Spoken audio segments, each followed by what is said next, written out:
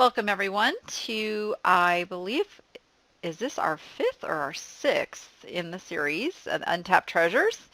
And I apologize, we haven't done one of these for a while. There has been a lot going on within the Danni app. So this was one of those things that unfortunately kind of got pushed by the wayside for a while, but we are back up and running. And we are going to jump into this today with depression glass. Make sure you can see my screen, and I've got that unpaused. As usual, you can just type your comments and questions into the question box that's over in your control panel for GoToWebinar, and I will see those. You won't see each other's, just I will see those and be able to comment and answer questions. So sixth, okay, I did put it in here. So this is our sixth one that we've done. We've already got EAPG and American Brilliant glass, Murano and Venetian glass, art glass other than the Murano and Venetian glass, crystal and other clear glass, Fenton glass, and now we're doing depression glass. And from here we're going to kind of jump away from glass for a bit, and we are going to go into fine art, paintings and prints, sculptures and other types of art. And then we're going to look at antiques in general and collectibles in general. So that's where we're going, and as always, we can add some in between. You guys ask for something and I can usually produce. Anybody interested in maybe going into some types of pottery and porcelain? That is another direction we can go as well after we get through to this point. Yes? Okay. All right. Duly noted. Duly noted. I kind of hesitated on whether to do depression glass because depression glass can be a little bit tricky.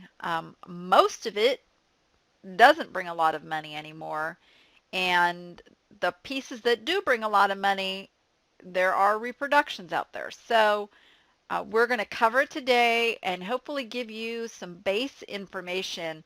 This would be an all-day session if we went into all the things about depression glass.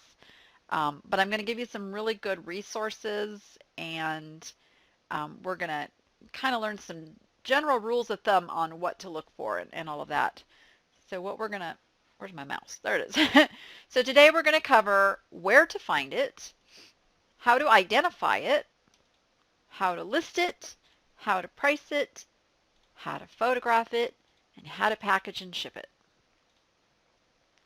So the most likely places that you are going to find depression glass is in antique shops and malls. Lots and lots of it in antique shops and malls, in abundance, in fact.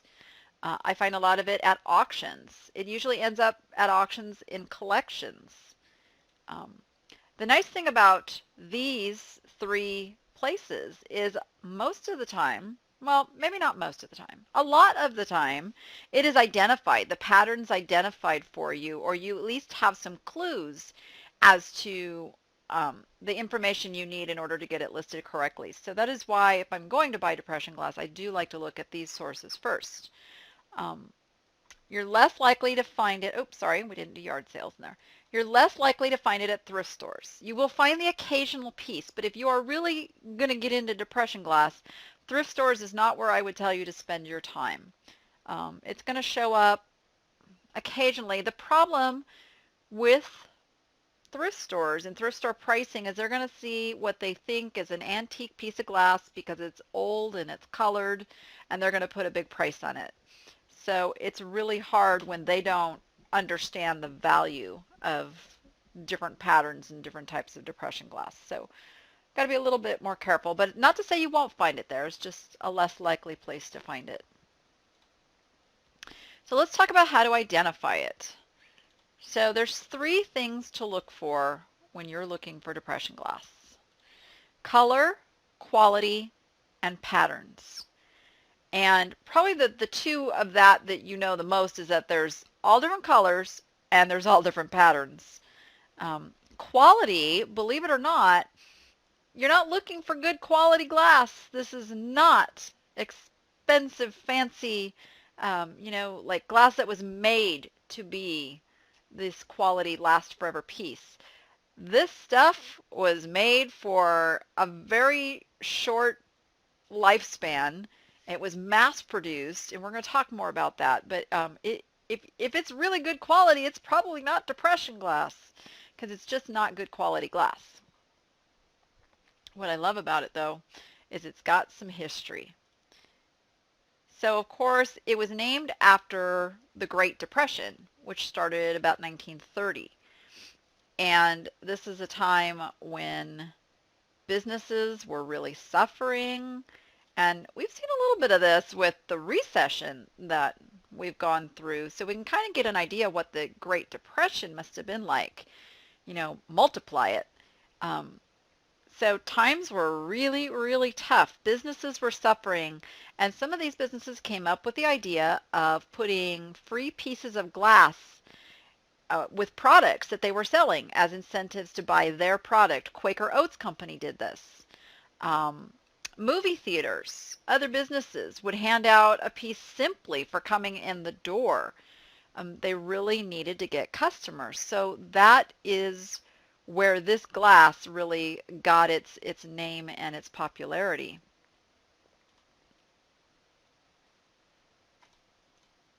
So most of it was made in the central and midwestern United States. Ohio is a big, big, big glass state. And, glass back then wasn't like it is now. They didn't have Corel and um, all the different China making things. Glass was a very inexpensive material to make functional, everyday stuff out of. So they could take glass, make it kind of pretty, and appeal to all levels of people who needed to use it for day-to-day stuff. People really did use this stuff. I think that's what I love the most about depression glass is it tells a story. I mean, this was somebody's dishes, and this was in the day, as you can imagine, where, you know, somebody was sitting over that dinner table talking maybe sometimes about how they were going to keep a roof over their head and survive. So lots of stories go along with depression glass. There was more than 20 manufacturers that made more than 100 patterns. So there's a lot of patterns out there. Some of them much more rare. They didn't make it very long, or they only made it in a couple pieces. Some of them much more prolific, and there's a lot of it out there, and it's not worth as much because it was so mass marketed. There are entire dinnerware sets in some of these patterns, not all. So when there's entire dinnerware sets, sometimes you get a collector that is just determined to complete that set. It's made in colors, usually. Now there is clear depression glass, but that generally is stuff you want to stay away from. The more common colors are pink, pale blue, green, and amber.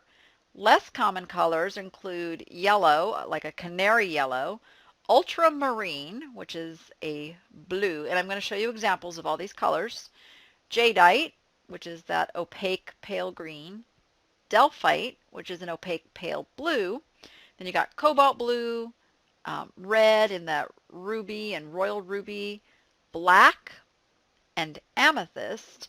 Now, those sometimes are used interchangeably, but they are two distinctly different colors. Monax is another color. We're going to show you've probably seen it and didn't know it was called that. And then, of course, milk glass, which you guys are pretty familiar with.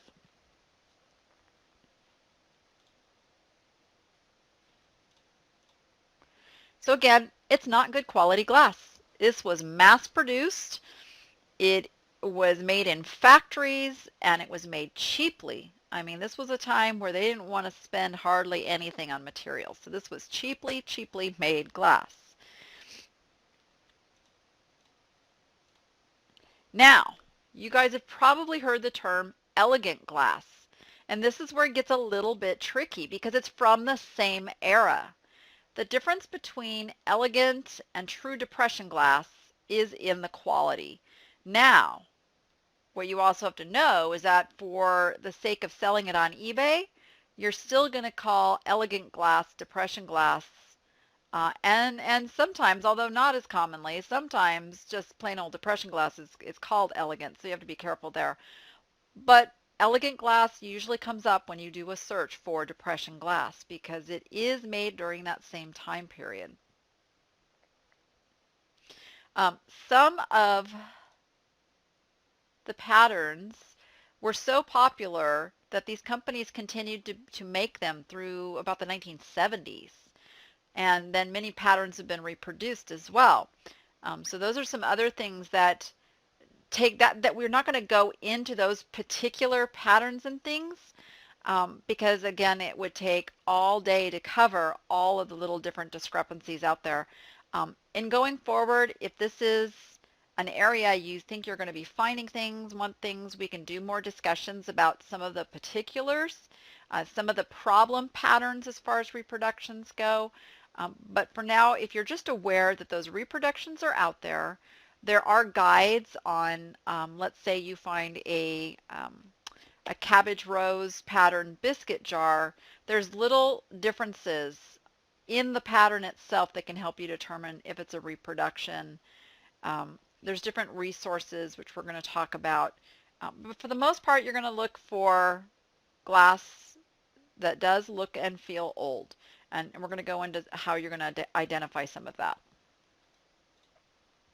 So let's first talk about colors, because colors is probably like the biggest thing that will help you identify depression glass. That is how people collect it many times. They collect. I think I better take a sip. Okay, got my mouth working again. Collect certain colors of glass versus a particular pattern. So, you know, and if somebody was going to niche just in depression glass, my advice on category would be to both divide it out by color and by pattern, because people do shop both of those ways.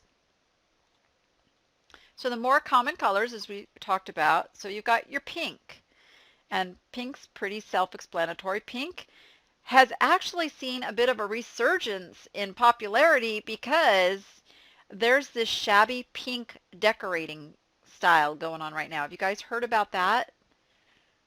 Now, we can't say shabby chic anymore. Shabby chic was kind of taken and trademarked by this one particular person, so everybody had to stop saying shabby chic, which was really funny because I don't know, you know, we don't know how that person profited from doing that, but it actually put a decline into the shabby chic decorating. People found other ways and other things to call kind of, I mean, it's not that the style went away, it's just that everybody started calling it something else. So now we've turned to shabby pink. Has anybody listed anything using the term shabby pink?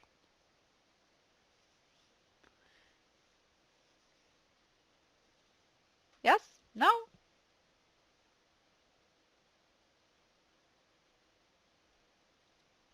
Oh, nobody here? Okay. So something to keep in mind. If you have something pink and it's kind of a decorative, kind of primitive, this could be a really good way to market it. Shabby pink. Shabby pink. You have to be careful. If you use shabby chic, be very careful. It is a trademark name and they can come shut down your listings for using that. So you want to be very, very careful there. Blue. Blue is really popular, and this is that light blue I was telling you about. Not the greatest picture, but it does show you the type of blue. Amber. And this is not the amber glass that we know of like with the mid-century. Mid-century amber glass is really dark.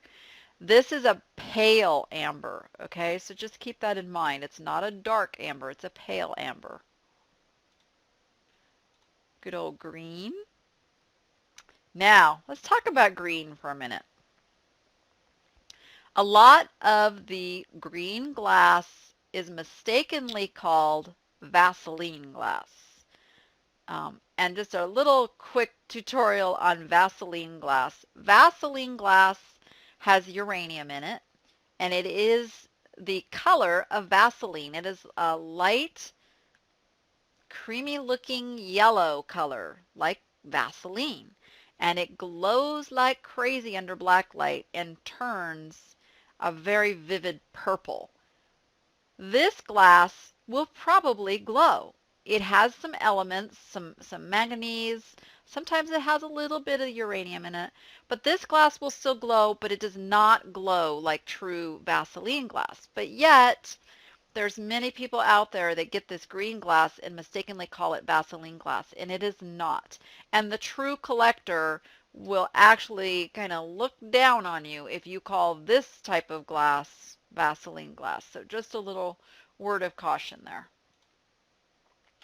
Clear, of course, we know what clear looks like. Milk glass. Oh, and that was the common colors. That's right. I knew I had more colors. It's just that we're going into the fancy colors now. So the less common colors, and these would be ones to kind of keep an eye out for because some of these are ones that sell for much bigger money.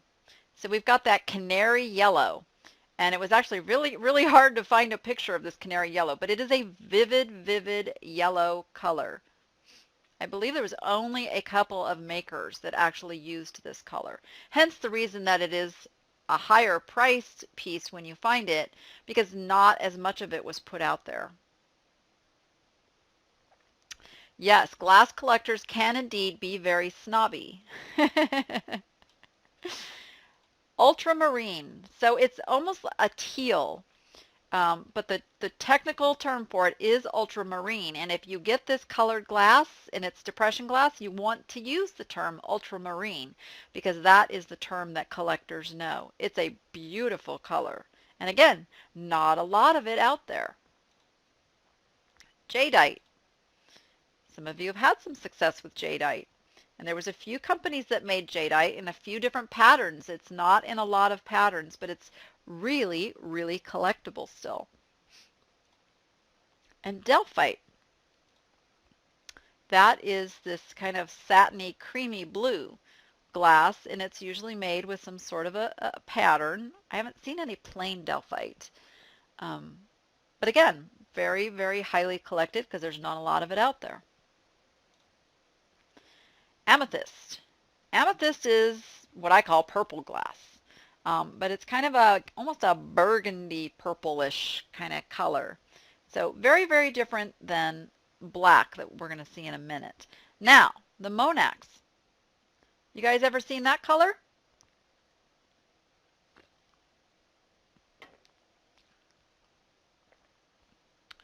There's actually quite a bit of it out there. I run into it fairly often. It gets mistaken for milk glass a lot. This particular picture happens to show off the blue, which is really only shows when the light hits it just right. But that's what you want to look for is kind of the light hitting it and that blue showing up. Almost like an iridescence. Cobalt blue. Cobalt blue, very, very, very popular color still. And that ruby red. Ruby red is just one of those vivid colors I don't think is ever going to run out of fashion. And then black. So you can see black depression glass is black. It is opaque. I have never seen any that you can see through. It is a true black, okay? A lot of sellers will call black depression glass amethyst glass, and it really is not. Amethyst glass is the purple. Black glass is the black.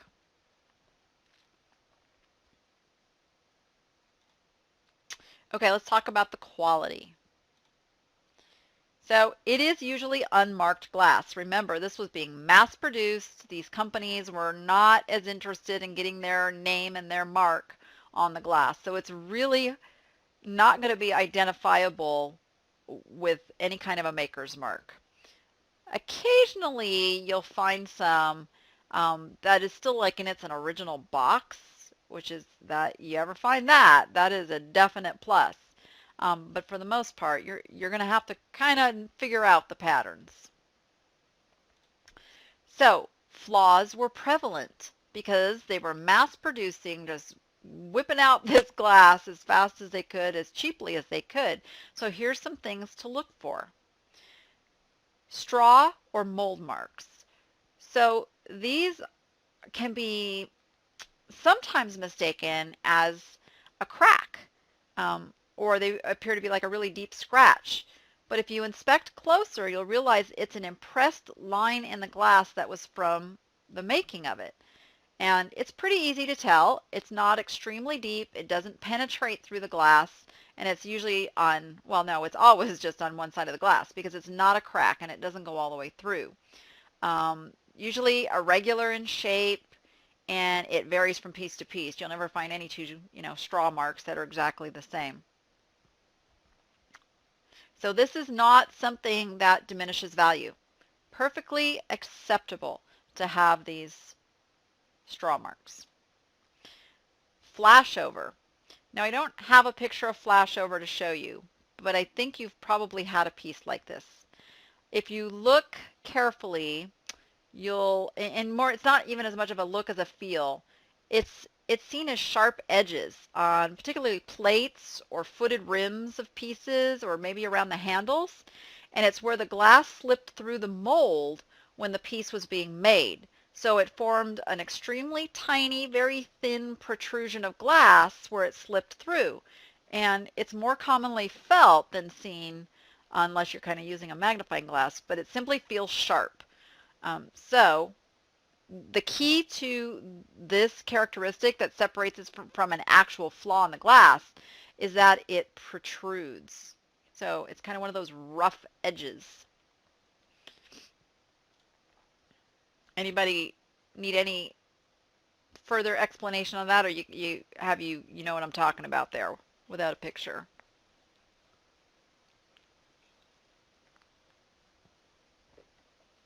Good, good, good.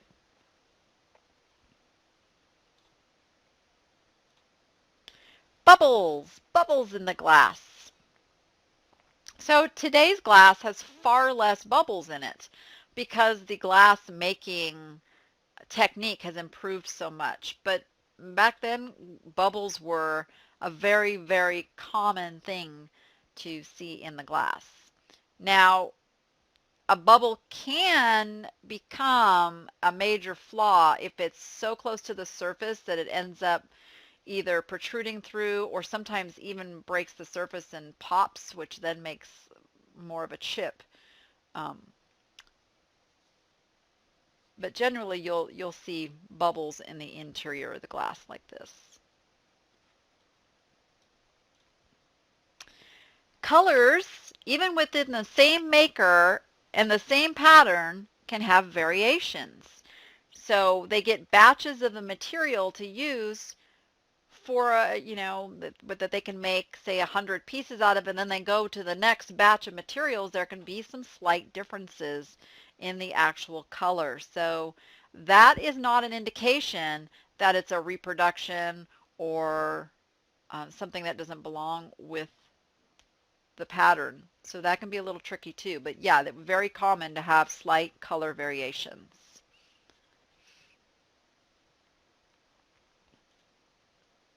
So let's talk about patterns. And obviously I didn't put those where they were supposed to be. So there's more than 100 patterns. There are a lot of patterns of this stuff.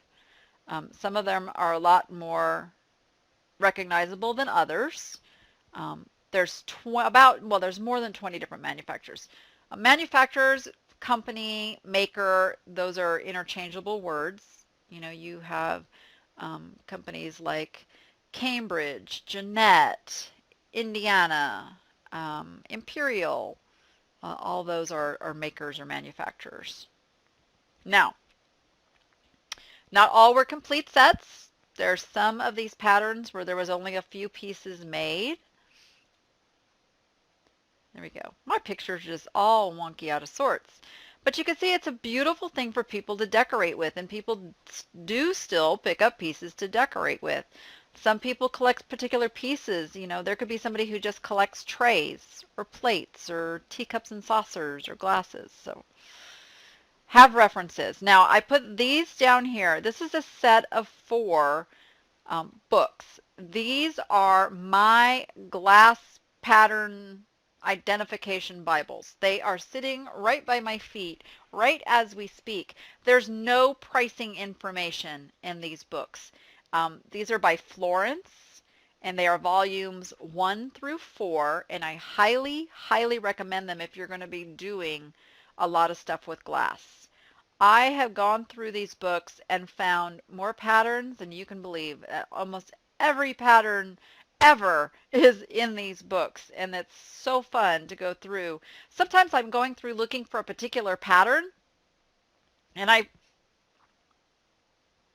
sorry guys, and I run across another pattern that I wasn't even looking at that time, but I knew I had, that I was getting ready to look for. So most of what I have learned about identifying patterns has come from these books. Now, not all of the depression glass pattern books are created equal. There are some out there that are not so great. So I recommend these, and I also recommend, and let me think of it, I could see the book in my head, and I can't think of the name of it right now. Oh, her last name starts with an M. It's the Book of Colored Glass. Oh my goodness, it'll come to me. Anyway, that's another really, really good one, and I will come up with the name of that for you guys. Oh my goodness, I hate when my brain does that. But those are the go-to. There's the Warman's Depression Glass books, not so good. Lots of mistakes, lots of off patterns.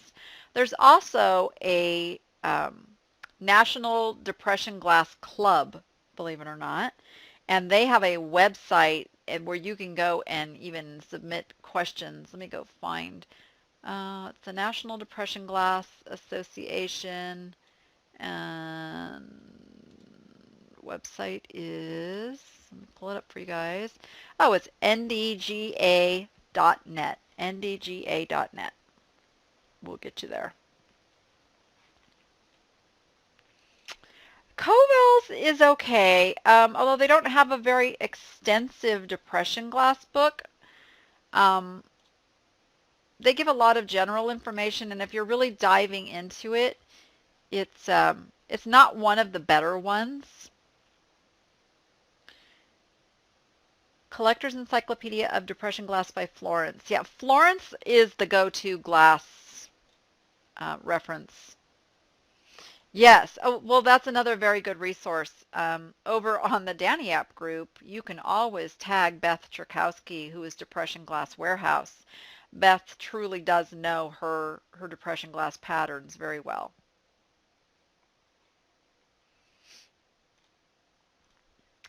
So let's talk about that elegant versus depression a little bit more, because you'll probably find lots of the elegant as well, and it's generally the elegant glass that is bringing a higher dollar. So elegant is often etched. So when you find those nice etched patterns, that is a better glass. The one very, very popular one I can think of right off the top of my head is Rose Point. Still wildly popular. So these, anytime you find these nicely etched glasses, even if it's clear, usually a good purchase if it's at the right price. It is a finer, higher quality glass. This now was not the mass produced. This was being made for the higher end jewelry stores and for the people who still could afford some nice things.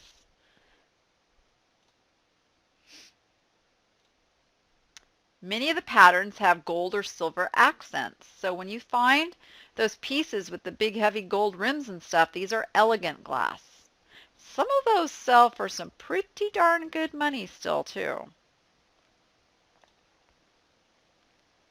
And again, when you're listing these, you can still say depression glass because that is still how people are searching for these.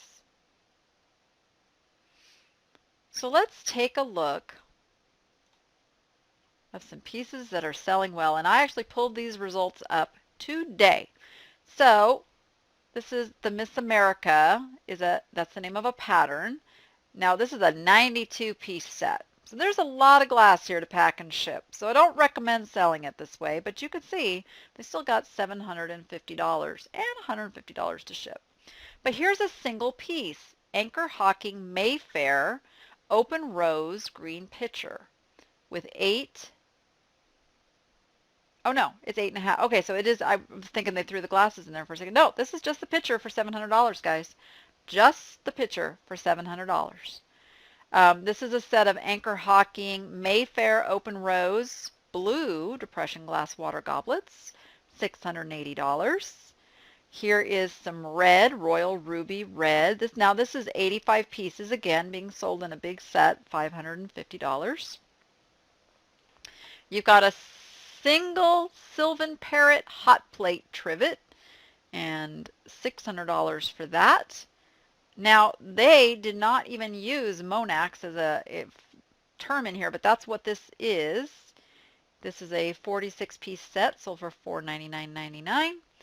5 Anchor Hawking Cameo Ballerina Depression Glass Cream Soup Bowls.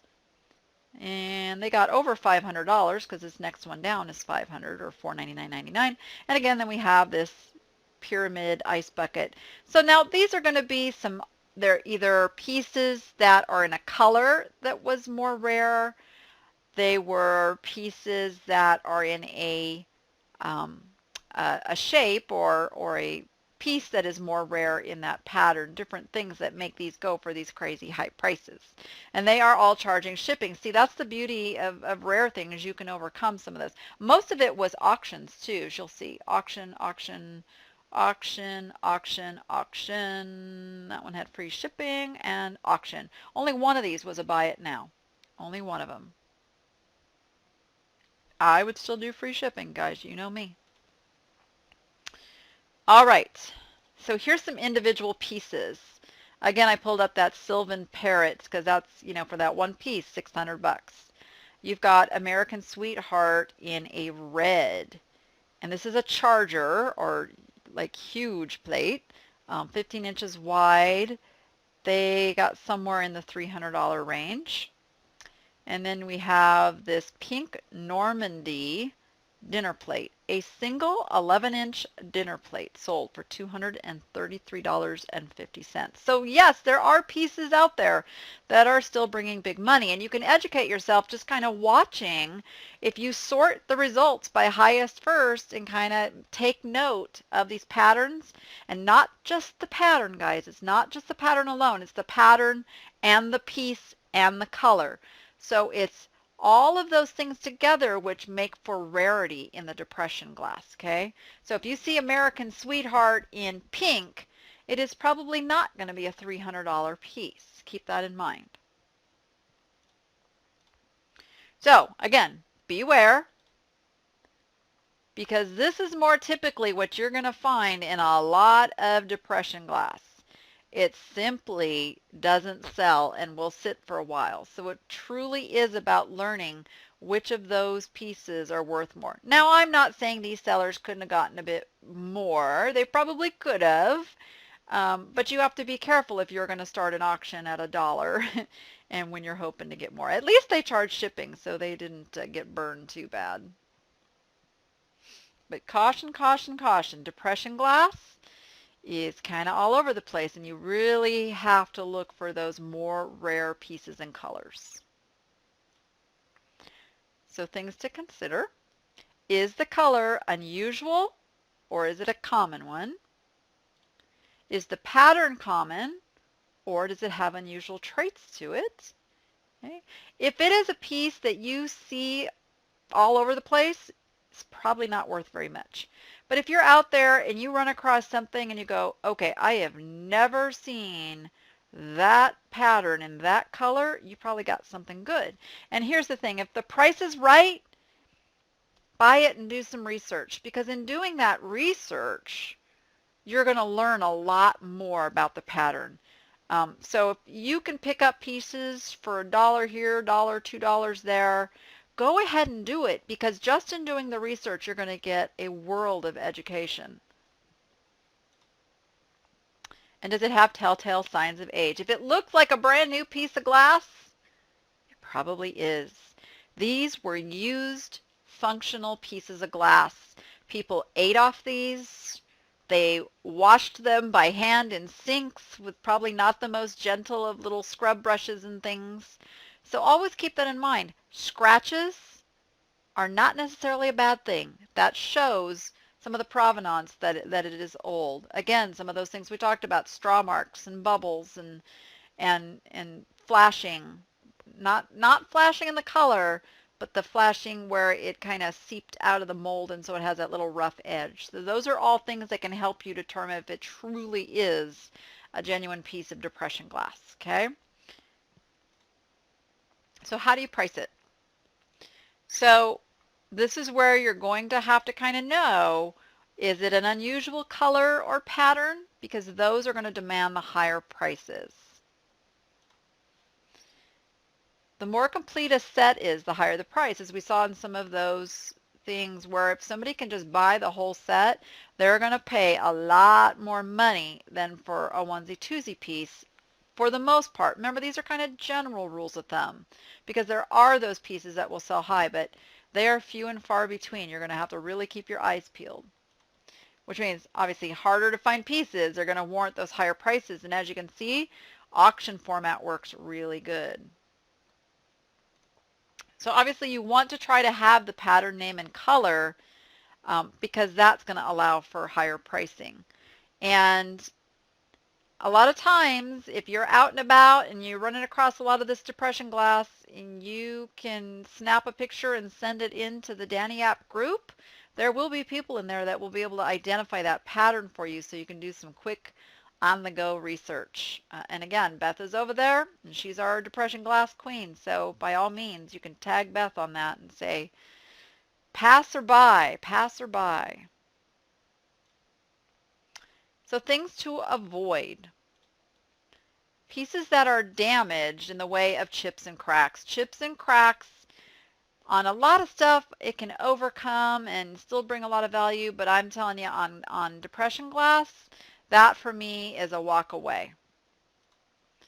Pieces that are questionable as to authenticity. Again, if it just doesn't feel right, if it's too good to be true, for instance, question it. Now, if it's such a cheap price that you can afford to grab it and do your homework on it, do it.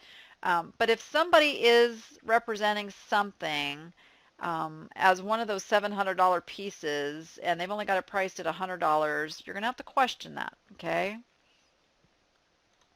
I walk away from milk glass and other plain pieces. They're just not there anymore to get a good ROI on. So any questions before we go into photographing and shipping?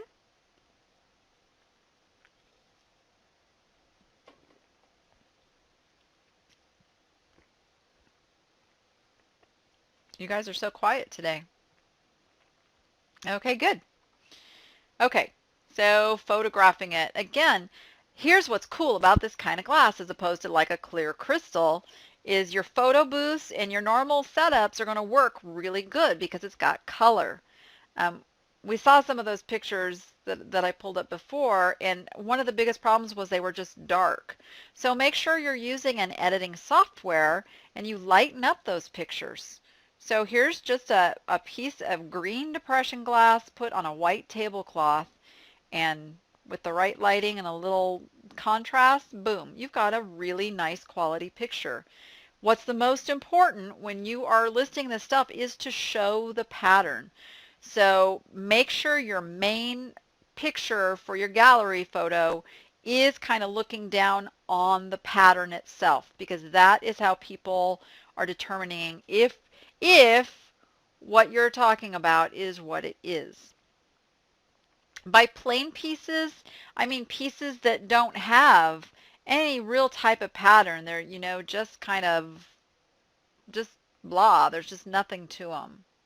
I don't know. Does that make sense? Where like this, it's like, okay, it's got, even if you didn't know what this pattern was, it's attractive, and somebody is going to know what that pattern is. There's other words you can use in there, there's little diamond point and all that scrolling, and stuff even if you didn't know the actual pattern name. Okay?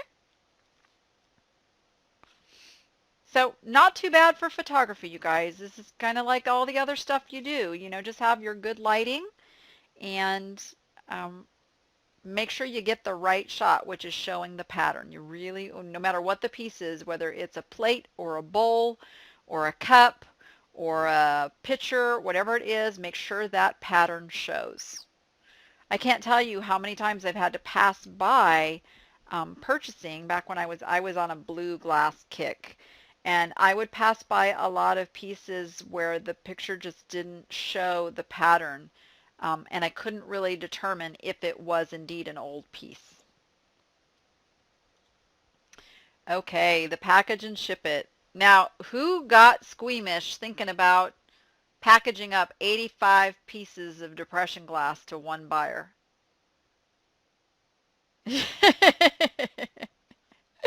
Hey, truthfully, you know what I'd be doing with that? I'd just be hauling it down to my UPS store and say, package this up, please. They're getting to know me quite well down there. Yeah, but not an impossible task. Not an impossible task. So bubble wrap. And you guys know me. I like to use either a small bubble or foam as the first cushion layer. So I like foam for glass, especially glass with any kind of edges, because the foam completely covers the piece. There's no space between bubbles. But if you don't have foam, small bubble works.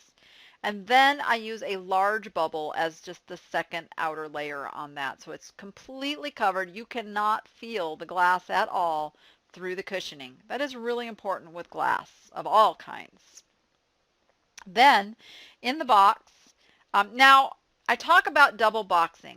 If you don't sell your pieces for a lot of money, then I don't advise you put a lot of money into the packaging. It's got to be relative to the price of the item that you're shipping. Sometimes you take a little bit more of a chance and don't do the double boxing. But just make sure that the main box you have the item in has 2 to 3 inches of peanuts all around the piece, and that it is packed down in there so that it can't move. I love to do the shake test. Shake, shake, shake, shake. If you don't hear anything moving or shifting, you are usually good. Now, if you are going to double box, you don't need to go 2 to 3 inches on the outer box, just about 1/2 inch to 1 inch, just to kind of add that little extra absorption rate. Now, unlike a lot of people, I do mark these items fragile. The reason I do that is not that the post office is going to treat it any different. They are not. This is for the customer to get the perception that I took extra care. Now, if it's broken, the customer's less likely to blame me because I did mark it as fragile. They're more likely to be mad at the post office. And this is huge. Huge, huge, huge for your breakables. Ship it either via USPS Priority, UPS, or FedEx. Never, ever parcel post or parcel select. And the reason for that, big reason. Now, UPS or FedEx, even to be safer with that, you want to go not with the ground version. You want to go with like a 3-day or I forget what FedEx is. They've got another form, and I can't think of the name of it right now. Anyway, the reason for that is when these things go through a sort facility, let's take the USPS, when they come into the post office, they're sorted by postage type. So all of the parcel post stuff is going to get thrown into a bin together. Now, who knows how heavy a parcel can be that's going through the post office? 70 pounds. 70 pounds. So picture your nicely packaged piece of depression glass, all boxed with its peanuts and its packing and its bubbles, and you've done a great job, and you put that in a bin and you drop a 70-pound package on top of it. What's likely to happen? It's not going to turn out well, no matter how well you package that sucker. So that's why I say priority. People generally are not shipping things priority over about 4, maybe 5 pounds. That's why those items survive a lot better than the things going parcel. Because even if they are sorted and they fall, they're generally only being sorted once or twice, whereas parcel can get sorted multiple times that way. So it isn't just one time that 70-pound package falling on it. It can fall on it a couple of times. That's why sometimes those packages look like they've either been run over by a car or they played soccer. You've heard the old joke about playing soccer with the boxes. Yeah, that's where that comes from. It comes from the sorting and the falling into the bins, sometimes from as high as like 3 stories up too. So it's a pretty harrowing experience for the poor boxes. So just always keep that in mind with your glass and your breakables, that it's got quite the fall to go. Now, the other thing to keep in mind, if you live someplace where it is really, really cold, if it's snowing when you're packaging your glass, you are going to want to put some sort of a warning on the box for your customer to let the box settle to room temperature before they open it, because glass is very, very sensitive to temperature changes. You can get glass really, really super duper hot. It's not going to hurt it. You can get glass really super duper cold. It's not going to hurt it. It is the change in the temperature. So if it is left out on a porch in the snow for a couple hours and it's brought in, opened up, and that warm air from the heater of the house hits it, crack. It absolutely can happen, and I suspect there is a lot of broken glass that arrives that actually made the shipment and got a crack in it when it was being opened. So really important that you warn your customers to get that box to room temperature. I know it's hard to think about snow right now as we're doing this webinar because it's only supposed to be 111 here in Vegas today.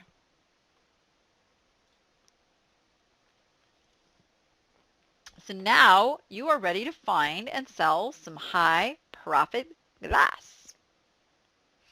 Wouldn't the reverse hold true too? Absolutely. So although the temperatures of an air-conditioned home are not as drastic as sometimes the 20s going into the 70s. Whereas you take, 100 going into the 70s, it's not as drastic of a change, so less likely to happen. But absolutely, if your house is, freezing cold, yeah, the same can hold true. Just not, I haven't experienced that happening. Um, because most people are pretty conservative with their air conditioners and keep them somewhere in the 70s. So if they chill their house down, to the 40s or 50s, we could have an issue. So search places such as estate sales and auctions for your best chance of finding it. Estate sales probably are underpricing it too. They're probably not finding the patterns unless it's a very common pattern and they just know. So kind of be on the lookout too if they're just noting it as yellow or pink or blue glass and they don't have a pattern on it. That's something to keep in mind, is it could be something good if they couldn't readily find the pattern. Use resources to identify the age, the pattern, and the color number and color name. Um, and I will post those references that I use again so you guys have those handy, because I can't tell you how, in fact, the pages are starting to come out of my volume 3. For some reason, volume 3 gets used heavily, and it's just, the pages are kind of starting to come out. I have so many little markers and things in those books. I just love them. Price for the collector willing to spend money. So if you know your pattern and you know your color and you know you've got a good piece, even though somebody else is pricing that sucker really low, don't go there. I'm telling you, don't go there. Have confidence. Confidence in that you are representing your piece better and that you are adding more value just because you are a better seller. Okay? Because you guys are. You're here. So I know you are better sellers than the average seller out there. Photograph on a white background, or you can do the underlighting thing. Not so, I mean, it's not so necessary unless all you're going to do is glass. I mean, then you're going to want to look at a fancy, what is with my mouth today? A fancier underlighting setup. But for the most part, your white background and your photo lights, and then do a little editing just to make those pictures pop. Make sure they're not too dark. That's one of the common things I see out there is just that pictures are just a little bit too dark. Double box the high-priced items, um, and just package well your items that aren't high-priced enough to do the double boxing, and do mark them fragile. Your customers will truly appreciate that little fragile sticker on there. And now go make some money. And this would be a great time if you have any questions. And of course, others see this that aren't already Appsters, so I just always want to put that out there. It's what we do over at the membership. We help you find those higher profit margins to make those higher dollars.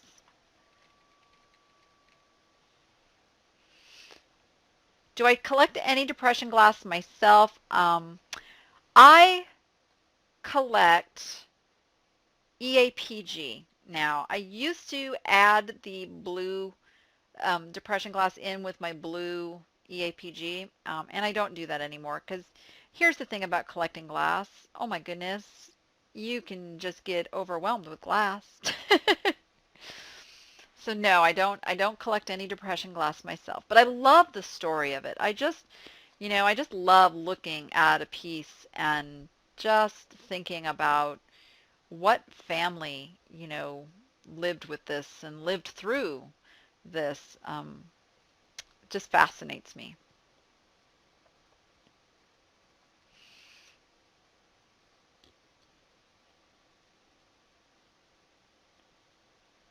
Oh, yay, Jennifer. Yeah, we'll go back and watch those other Untapped Treasure series because we go into all the details of all the different types. I have seen a lot of you doing the Murano glass and making a killing with some of those Murano pieces. So, yay.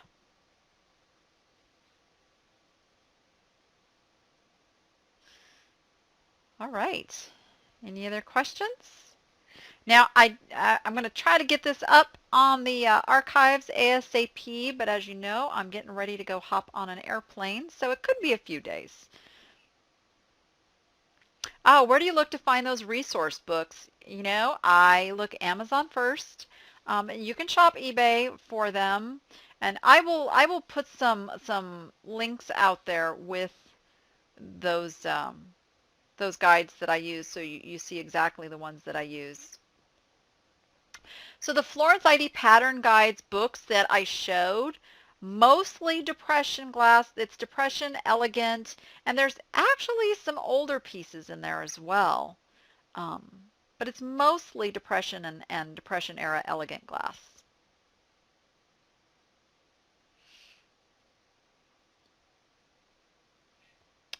Why is it when you hold black glass up to light, you see a purple tint? Is that why some people call it amethyst? Yeah, the true black depression glass, though, you won't see that purple tint. It's very opaque. Um, what you're seeing, you can call amethyst glass. If you see that hint of purple in it at all, and it all has to do with the materials that were used to make the color.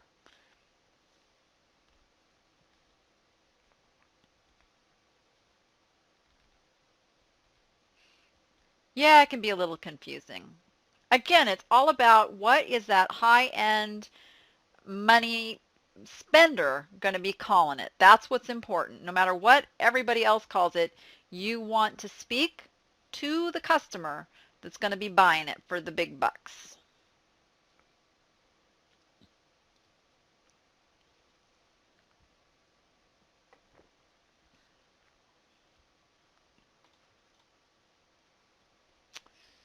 All right, guys. Thank you so much for being here. And with that, go be profitable and make it fun and find some cool depression glass. Thanks, guys. We'll see you next time.